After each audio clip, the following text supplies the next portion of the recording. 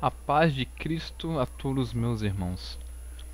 Bem, nesta apresentação gostaria de elaborar alguns motivos de que o protestantismo é uma ramificação da igreja, né, um filho da igreja que é natimorto, ou seja, já nasceu morto. O protestantismo não teve tempo de vida, ele saiu da igreja e já morreu. Então, nessa apresentação, que eu chamei A Morte do Protestantismo, eu gostaria de demonstrar biblicamente por que não é possível criar uma igreja ramificada que saia da igreja católica e ainda assim continuar sendo legítima. Isso vai contra o propósito das igrejas da Reforma, porque eles quiseram justamente trazer de volta o cristianismo primitivo. Mas isso é uma grande enganação. Eles mesmos estão equivocados quanto isso, porque infelizmente saiu da igreja católica, é um natimorto. Bem, nessa pequena é uma apresentação básica, não tenho intuito em fazer grandes explicações, não é uma explicação também completa, não é uma explicação oficial da igreja. Eu já digo de antemão, se por acaso eu cometer algum tipo de equívoco, de ignorância, eu submeto tudo isso, os meus ensinamentos dessa apresentação, sobre o julgamento da igreja católica. Ou seja, a palavra final não é dessa apresentação, mas sim da nossa santa igreja, em caso de algum equívoco da minha parte também. Claro, né? Eu não quero fundar nenhuma outra igreja, como fizeram por aí. Enfim, essa minha apresentação ela está dividida em 5 capítulos. Eu vou apresentar rapidamente 5. Me perdoe pela som de fundo, mas enfim. O primeiro capítulo é a identidade da igreja. Vamos ver que a igreja do Senhor Jesus, ela tem uma identidade. E através dessas características da igreja, nós podemos encontrar a igreja de Jesus.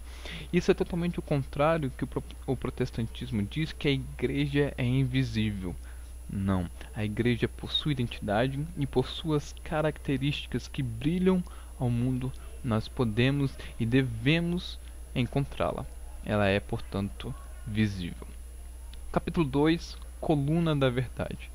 Vamos ver que fora da igreja não é possível alcançar o conhecimento da verdade. E é graças à igreja que a verdade, sobre todas as formas, é mantida através dos séculos. Capítulo 3, Cristo em missão.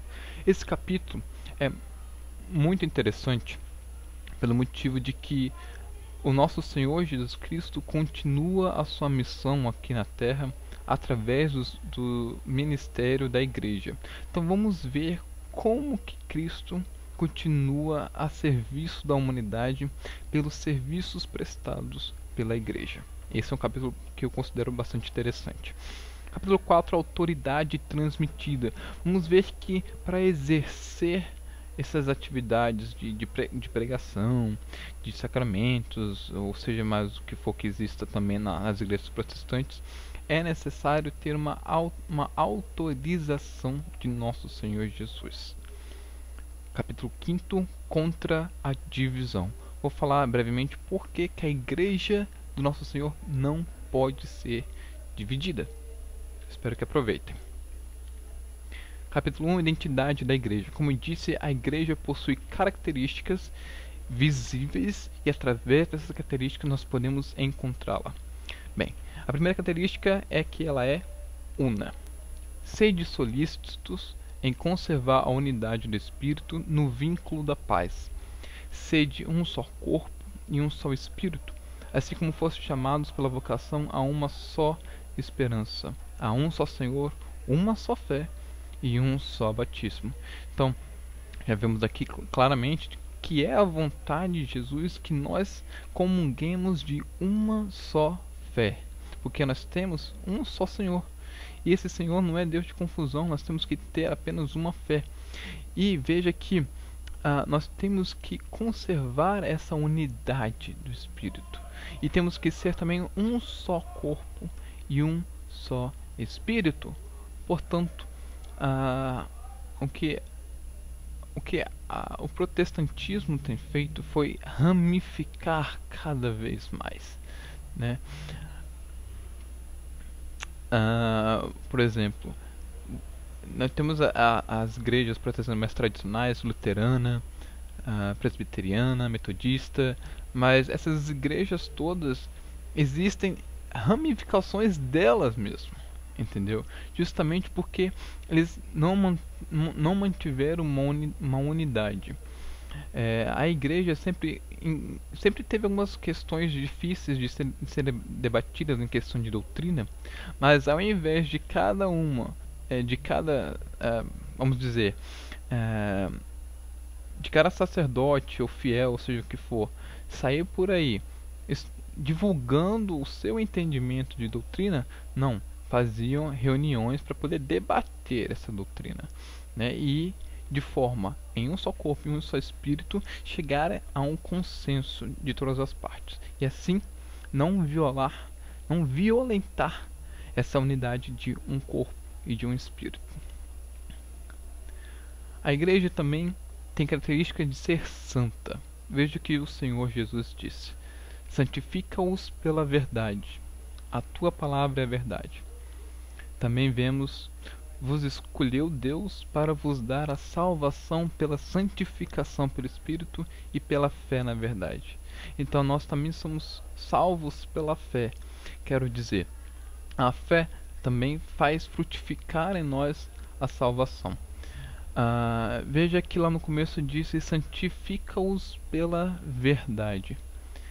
Esse trecho é interessante porque essa santidade, essa verdade, elas formam um ciclo fechado em si. Veja que quando diz santifica-os pela verdade, se eu participo dessa verdade, essa verdade vai me santificar. E se a gente pensar nisso como um todo, no corpo da igreja como um todo, a santidade vai me alimentar com a verdade, ou seja, é um ciclo. Eu conheço a verdade, ela me santifica. E pela igreja ser santa, nela não pode haver erro, nela não pode haver mácula, nela não pode haver mancha. Por isso, ela continua alimentando os seus filhos pela verdade. Então temos aqui um ciclo: santifica-os pela verdade. Portanto, a igreja possuidora da verdade, ela deve ser santa. A igreja também é católica. Quando eu digo católica, não estou referindo ao nome igreja católica. Estou sendo específico no adjetivo. Ela é católica. Assim diz a Bíblia: Deus deseja que todos os homens se salvem e cheguem ao conhecimento da verdade. Disse ainda: este evangelho do reino será pregado pelo mundo inteiro, para servir de testemunho a todas as nações, e então chegará o fim. Bem, veja só que a igreja de Jesus, ela é universal para todos os homens, para todas as nações. E quando eu digo universal, não quero dizer somente no sentido geográfico, mas universal no sentido de atender a todos os homens em todos os tempos. Olha só que isso é uma responsabilidade tão grande, um serviço tão difícil, fazer que a verdade, que é imutável, chegue a todos os homens, em todos os tempos, de forma brilhosa, de forma imutável, imaculada. Mas é claro, isso não é possível aos homens. Isso é possível somente pela força do Espírito Santo que a igreja é portadora. Com certeza, o protestantismo também vai concordar que Jesus Cristo o Evangelho de Jesus Cristo é para todos os homens. Eles vão concordar isso? Para todos os homens, todos os tempos. Mas acontece que cada igreja protestante tem a sua doutrina, tem o seu estatuto, tem a sua forma de interpretar o Evangelho. Então, segundo a Bíblia, cada um desses estatutos deve ser universal para todos.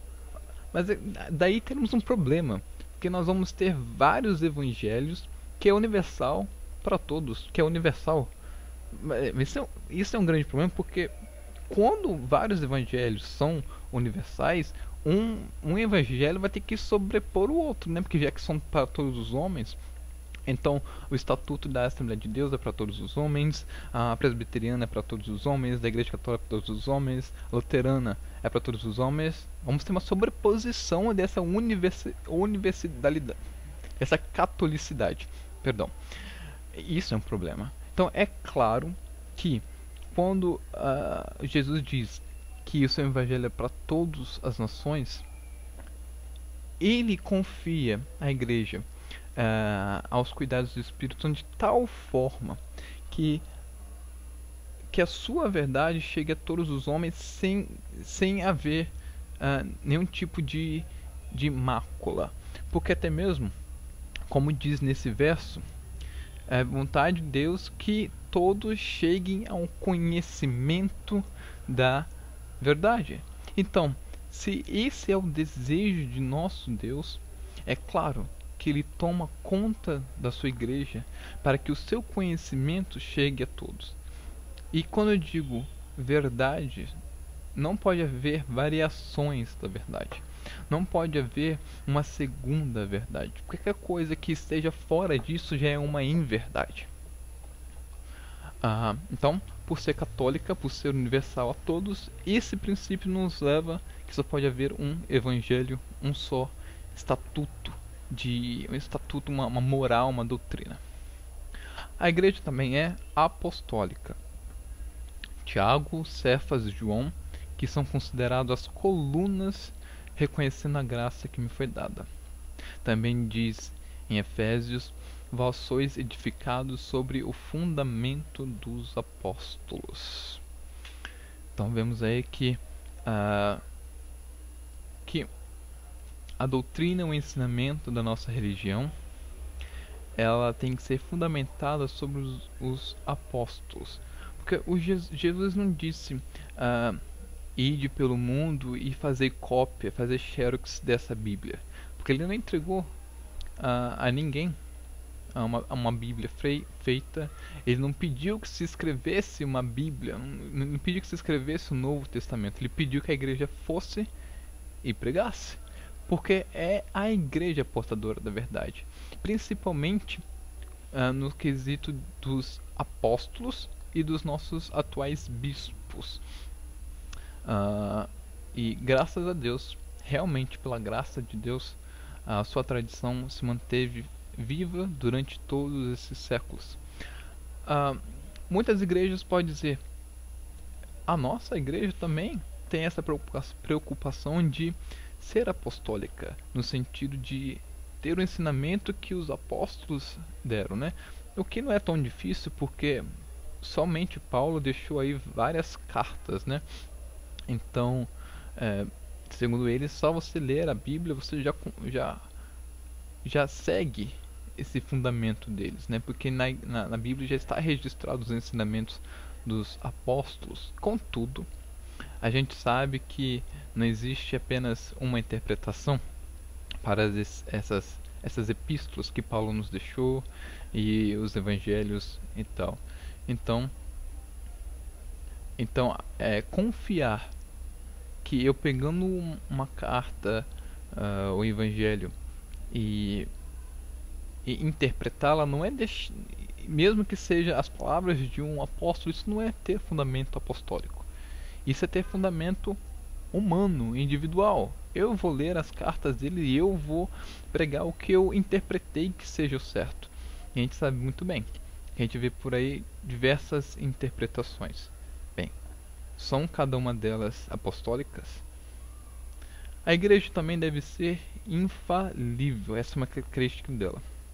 E eu rogarei ao Pai, e ele vos dará o Paráclito, que é o Espírito Santo, que é a terceira pessoa da Trindade, que é Deus, ele é todo poderoso e com certeza ele não vacilou em deixar a sua igreja falhar no quesito de ensinamento da fé e da moral.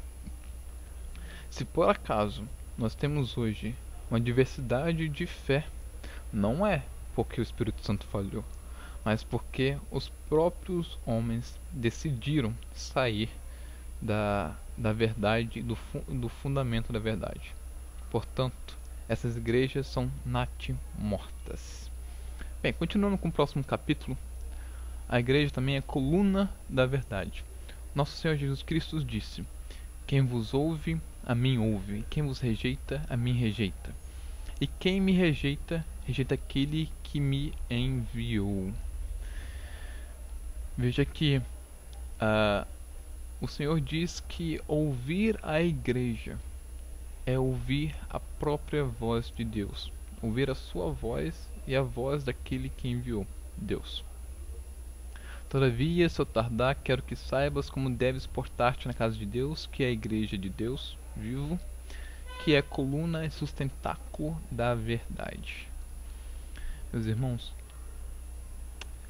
eu gostaria de saber qual igreja que tem a moral para dizer: eu sou, a minha denominação é coluna e sustentáculo da verdade.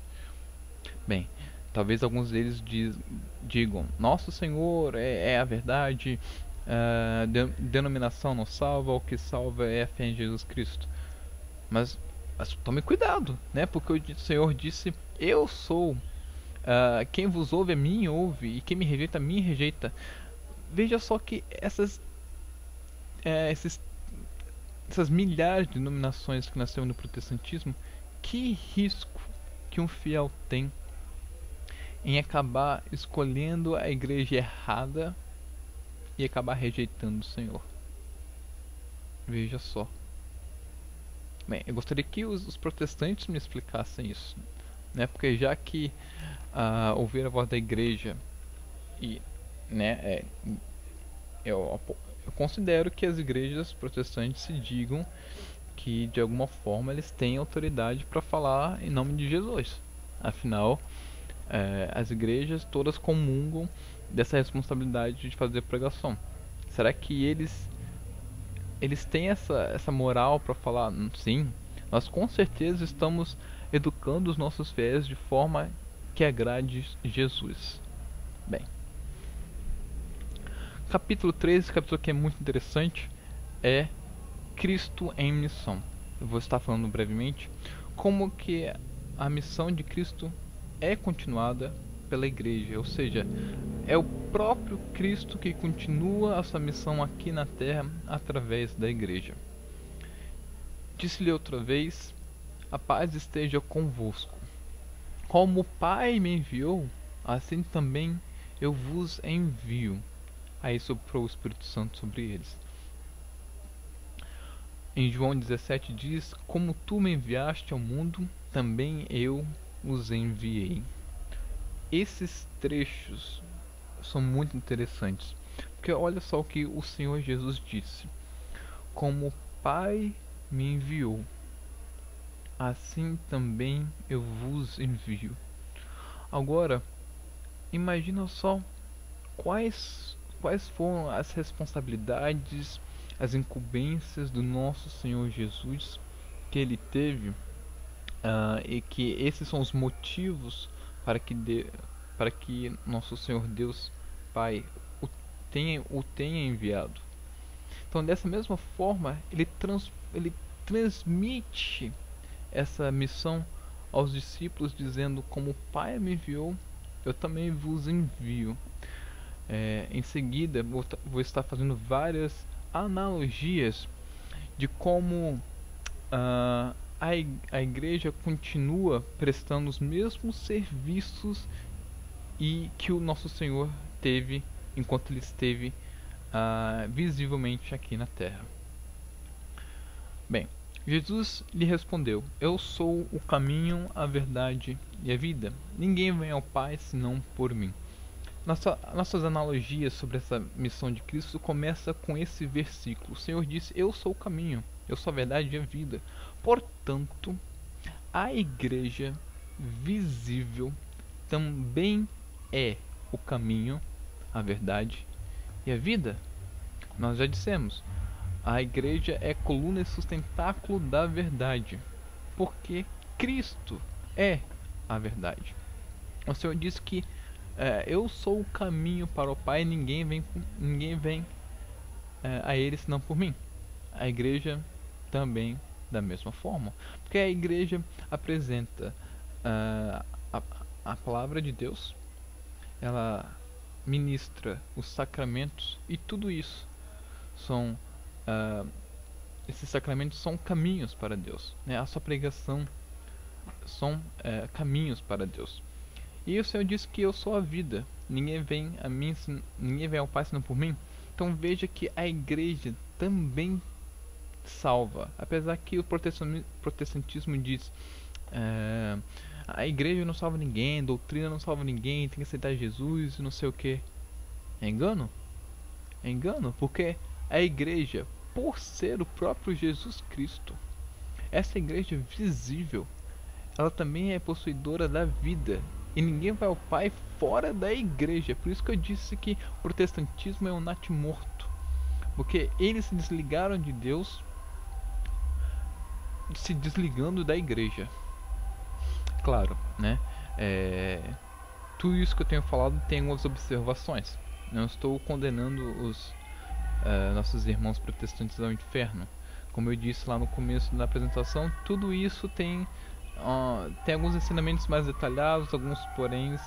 A minha apresentação não se encerra nesses versículos, nesses pequenos comentários que eu faço. Continuando, Jesus, aproximando-se, lhes disse: Toda autoridade me foi dada no céu e na terra. Olha só, isso é interessante, porque o Senhor é todo-poderoso e toda autoridade na terra e no céu lhes foram dadas. Em outra passagem o Senhor disse: Em verdade vos digo, tudo o que ligardes sobre a terra será ligado no céu. Da mesma forma, se desligardes. Então, olha só como eu disse que existem essas analogias entre Jesus Cristo e a sua igreja, justamente porque eles são os mesmos. A autoridade foi dada ao Senhor no universo inteiro. Portanto, a sua igreja aqui na terra também possui autoridade no céu e na terra. Isso eu não digo por falta de humildade minha. Não, é um ensinamento de nosso Senhor Jesus Cristo, é o que está na Bíblia. Ele tem autoridade máxima, portanto a igreja também tem autoridade máxima. Eu gostaria de saber, no protestantismo deles, quem é que tem essa autoridade sobre o céu e a terra, e quando foi que Jesus lhes prestou isso. Continuando: Aqueles a quem perdoardes os pecados, ser-lhes-ão perdoados. Mais uma analogia ao Senhor. Nós sabemos que Ele perdoou vários pecadores, vários pecados. Ele reconciliou os pecadores a Deus. Da mesma forma, a igreja continua esse serviço pela própria recomendação do Senhor. Aqueles a quem perdoardes lhes serão perdoados. Isso culmina principalmente lá no sacramento da confissão. Veja o próximo versículo. Tudo isso vem de Deus, que nos reconciliou consigo por Jesus Cristo e nos confiou o ministério desta reconciliação. Meus irmãos, perceba que nós fomos reconciliados com Deus através de Jesus Cristo. E essa mesmíssima reconciliação, é um ministério da Igreja de Jesus e que não é dada assim de forma arbitrária, mas ela foi confiada a Deus. Portanto, essa reconciliação ela foi transformada no ministério da igreja e foi confiada à igreja que aplicasse aos seus fiéis. Portanto, meus irmãos protestantes, essa de que igreja não salva é uma encrenca, porque a Bíblia diz: esse ministério da reconciliação com Deus nos foi confiada e ela é um ministério. Portanto, não há salvação fora da igreja. E mais do que isso, né? Não há perdão dos pecados fora da igreja. Próximo slide. Ao amanhecer, Jesus chamou os seus discípulos e escolheu 12 entre eles que chamou de apóstolos.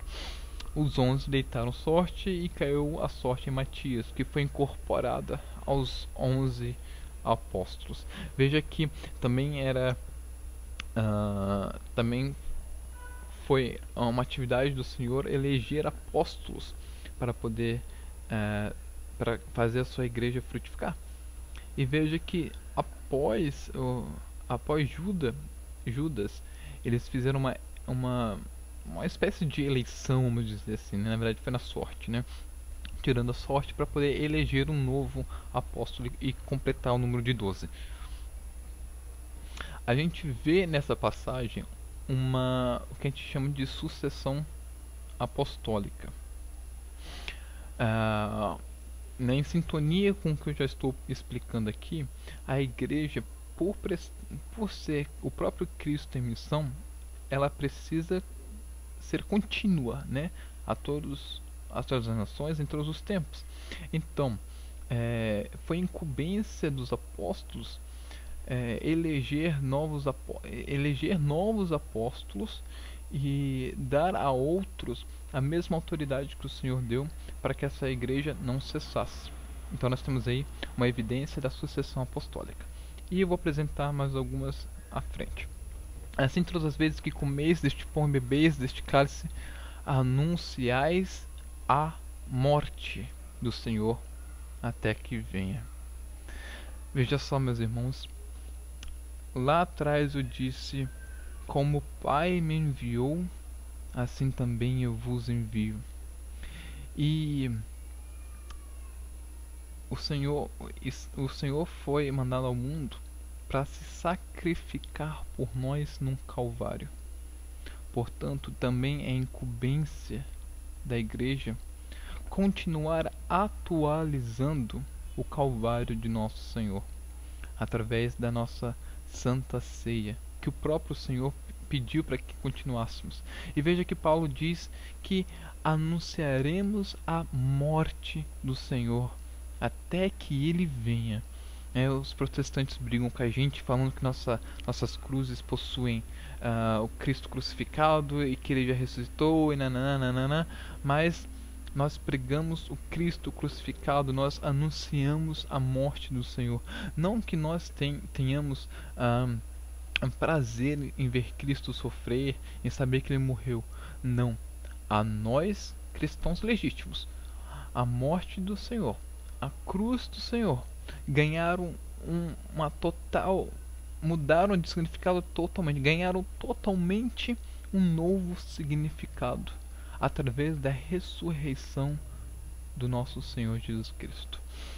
E é da vontade dele, que assim como o Pai enviou para se sacrificar por nós, que a igreja também continue repetindo e atualizando o seu Calvário através das santas missas celebradas todos os dias pelo mundo. Bem, vamos abrir aqui um novo capítulo, que é a autoridade transmitida. Isso também faz referência à sucessão apostólica. Vejamos alguns versos. E convocando os seus 12 discípulos, deu-lhes autoridade e poder. Próximo. Embora pudéssemos impor nossa autoridade por ser apóstolos de Cristo, nos mostramos amáveis com vós. Próximo versículo. Ao passarem pelas cidades, transmitiam-lhes para que as observassem as decisões sancionadas pelos apóstolos e anciãos de Jerusalém. Assim, as igrejas eram confirmadas na fé. Meus irmãos, veja como exercer um ministério na igreja não é de forma arbitrária. Deus me deu uma revelação. Eu fiz um curso de teologia, eu manjo bem de Bíblia, eu tenho essa vontade de prestar um serviço a Deus, vou abrir uma nova igreja. Não. Esse ministério deve ser herdado pela autoridade recebida, por uma autoridade transmitida. Porque essa autoridade foi dada por Cristo, né? Toda a autoridade sobre o céu e a terra foi me dada. Agora eu dou essa autoridade para vocês. O que ligares no céu será ligado, o que ligares na terra será ligado no céu. Então é uma autoridade transmitida. E veja também que, como diz o terceiro versículo aqui, as decisões sancionadas pelos apóstolos e anciãos de Jerusalém. Vejam como que isso é de uma fé apostólica. Qualquer ensinamento tinha que ser sancionada pelos apóstolos. Qualquer dúvida, qualquer heresia tinha que ser sanada pelas decisões dos apóstolos. Isso hoje nós vemos nas demais igrejas é um câncer, uma doença, porque hoje as igrejas são fundamentadas no indivíduo, no homem, porque através do seu conhecimento dito teológico, os próprios homens sancionam ensinamentos e os promulgam através de suas igrejas. Mas vejam como é importante que o nosso ensinamento seja sancionado. Agora me diga, quem das igrejas protestantes tenha o seu estatuto sancionado pelos apóstolos? Bem, eu digo que a igreja católica tem. É isso que eu acredito. Gostaria de saber das outras também, o que elas têm a dizer sobre isso.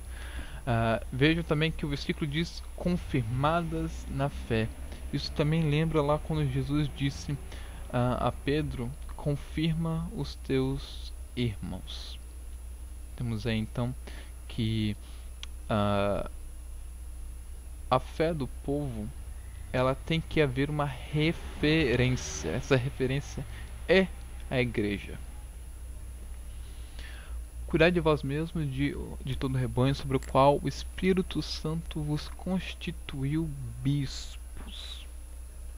Portanto, irmãos, escolhei dentre vós 7 homens. Aqui é uma história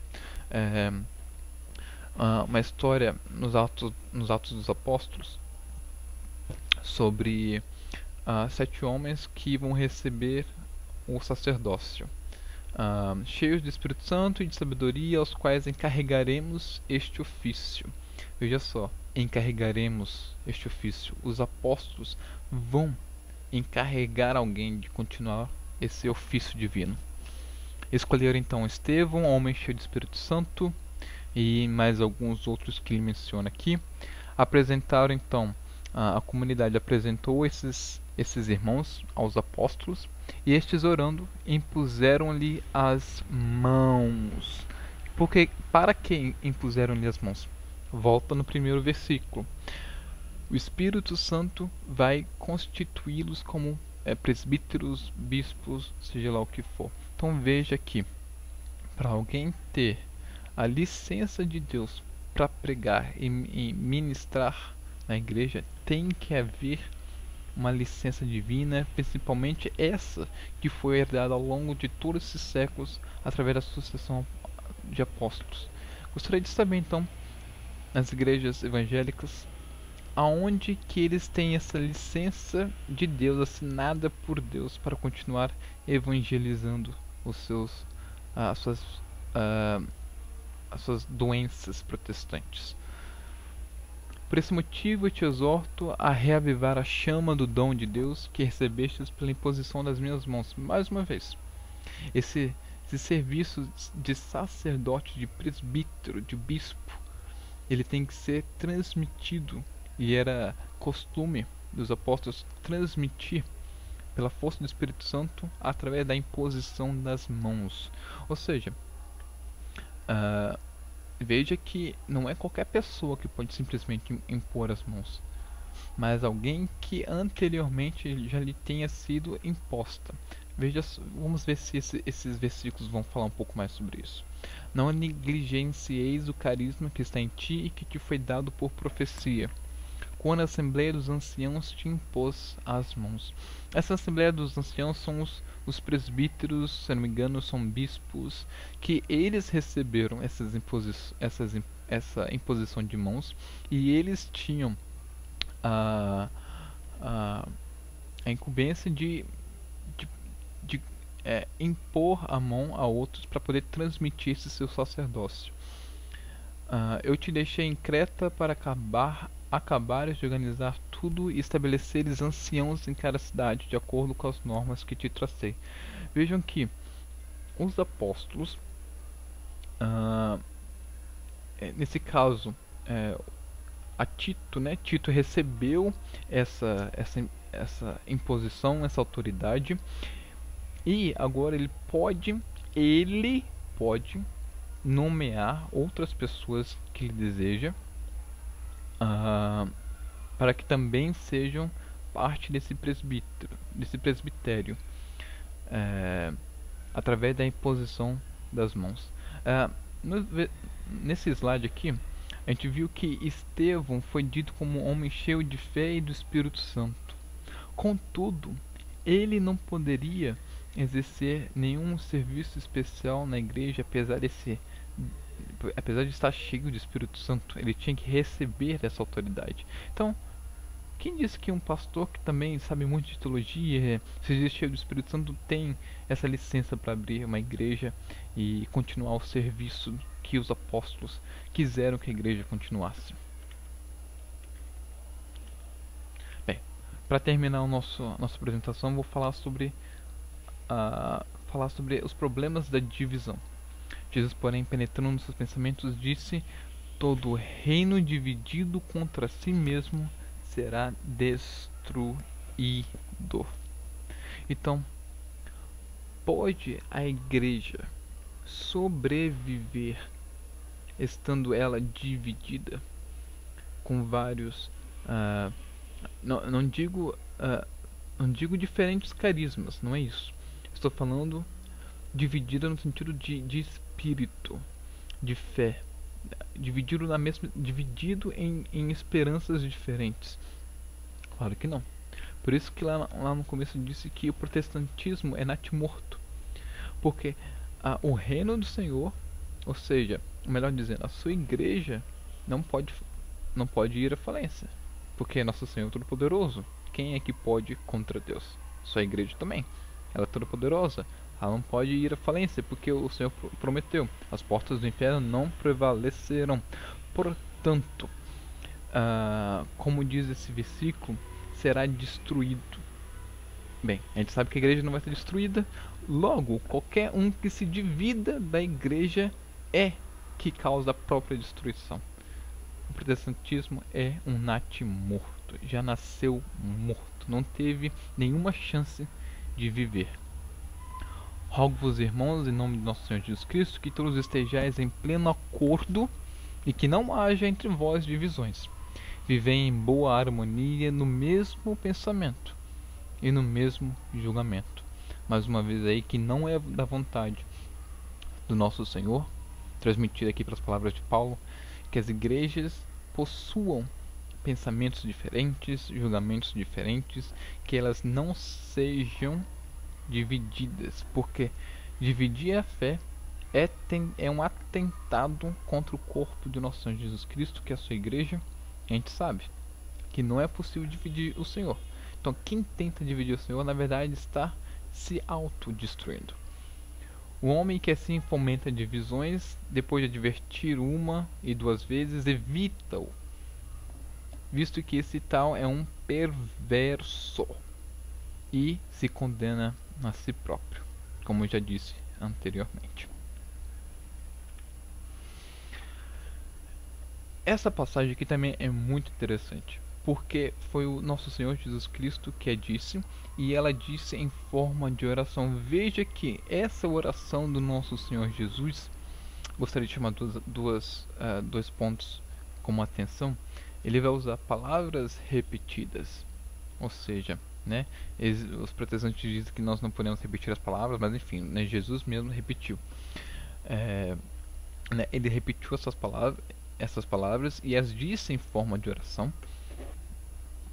E a segunda coisa que eu gostaria de chamar antes da gente fazer a leitura é que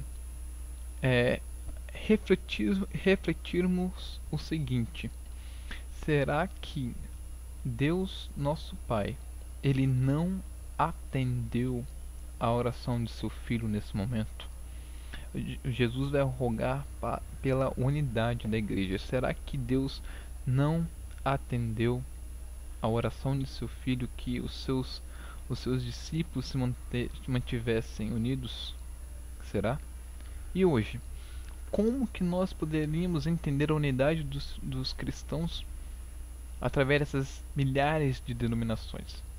Ou será que não existe? Não existe unidade de forma nenhuma, a não ser naquela igreja que o Senhor elegeu para